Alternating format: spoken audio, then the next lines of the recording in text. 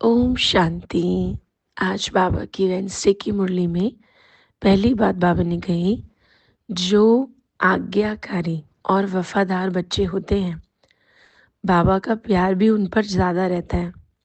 अब आज्ञाकारी और वफादार मतलब दोनों में फ़र्क क्या हुआ?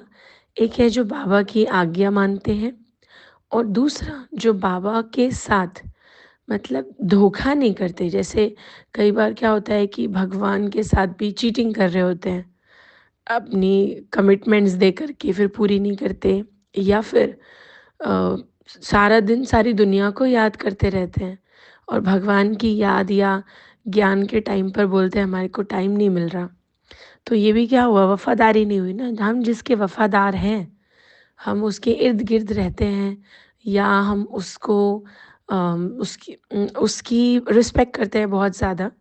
जो वो चाहते हैं हम उसको बिल्कुल वैसा ही करते हैं। ऐसा नहीं कि अपने शब्दों में घुमा दिया भगवान की बात को और फिर एक्सक्यूज़ेज़ बना दिए। तो इसीलिए बाबा ने आज सीधी-सीधी ये बात कही कि मेरा प्यार भी उन पर ही ज़्यादा रहता है।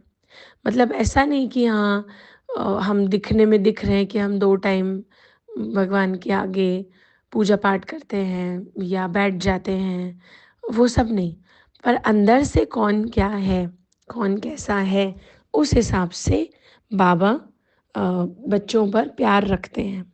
दूसरी बात जो आज बाबा ने बताई है, वो है कि तुम हो राजऋषि और वो है हठ योगी।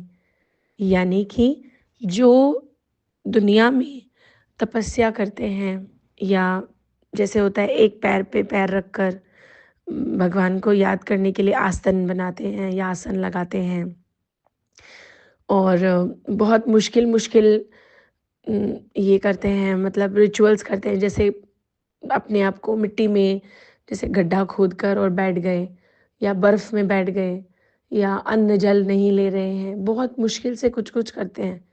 तो बाबा कहते हैं तुमको ये तो नहीं बनना, लेकिन राजऋषि बनना है। राजऋषि का मतलब होता है राजा भी और ऋषि भी।